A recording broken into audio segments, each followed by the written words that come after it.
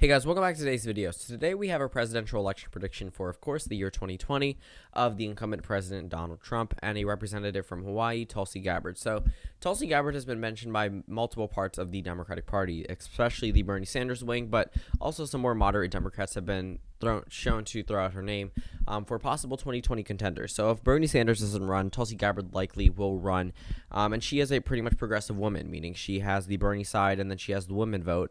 And, the Bernie side isn't necessarily the majority in the Democratic Party, so her primary performance will definitely impact her general election performance, considering she'll already be coming in at a disadvantage when it comes to things like superdelegates and when it comes to pledged delegates, because, of course, the Bernie Sanders side was not the majority of the Democratic Party back in 2016. So let's just take a look at this electoral map. So people have mentioned her because she's pretty popular, and she's loved by independents as well. Well, not all independents, obviously, but some independents definitely look to her as someone who's a refreshing voice, someone who's a progressive voice. But keep in mind, America isn't a progressive country. We aren't known for our extreme liberal policies, and we haven't elected a real modern day Democratic type progressive yet. So when it comes to other political parties, yes, we did have some progressives, obviously, in past history, but it was more of a social reform push, and there were also some faults of their own. This is a new type of Democrat, a new type of independent, depending on how you're looking at it.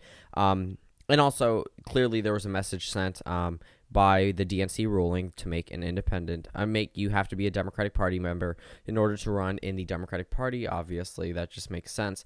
But clearly, it was a message against Bernie Sanders. He's probably, if he does run, who did what he did back in 2016 and identify as a Democrat. But enough talking about that. We're going to go through this, and we're going to be doing the poll closing format. You all know what that is by now, but if you don't, essentially it's just 7 p.m. to 1 a.m.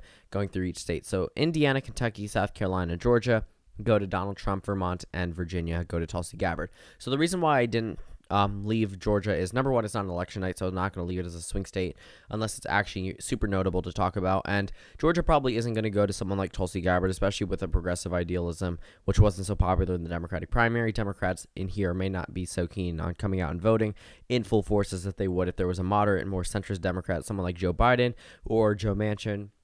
But 44 for Trump, 16 for Gabbard. So 7:30 comes around. West Virginia goes to Trump. North Carolina goes to Trump. And Ohio, that one's a pure toss-up. So we'll come back to that one. And then, of course, 8 p.m., this one shoots the Republicans ahead. And then we move over to the more Democratic states. Pennsylvania, I see going to Tulsi Gabbard. We'll fill that one in just a second. And the reason why I would give that one to Tulsi Gabbard is mainly because I see her winning back the Rust Belt. The Rust Belt has been gone because the white working class wasn't able to resonate with Democratic voters anymore, but now she could be that one type of candidate who could win them back. So which is why I filled that one in blue, and mainly because it narrowly went to Trump back in 2016. His approval rating isn't too high in Pennsylvania. New Hampshire goes to Tulsi Gabbard, and all of Maine I see going to Tulsi Gabbard just based off the Bernie Sanders primary performance and how they voted in recent election years besides 2016. 116 electoral votes for Tulsi Gabbard, 107 for Trump, and 18 too close to call. 8:30 rolls around. Arkansas goes to Trump, and then 9 p.m. up across the United States. Nebraska's 2nd District, pure toss-up. We'll talk about that one in just a moment.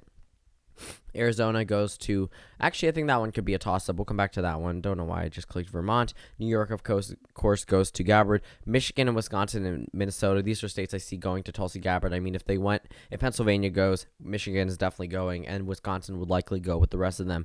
It's not typical to see Wisconsin as a red state and the rest blue.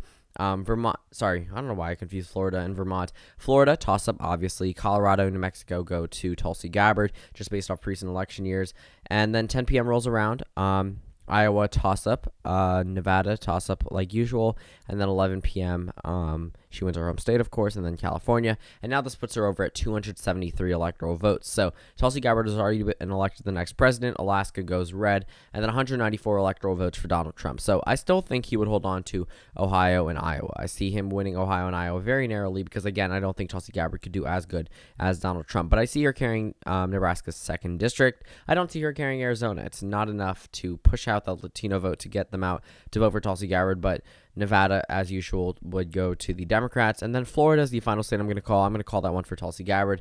I think she can narrowly edge out a victory here, putting her at 309 electoral votes, especially with all the factors down in Florida on the Democratic side, especially with the 2018 midterms coming up.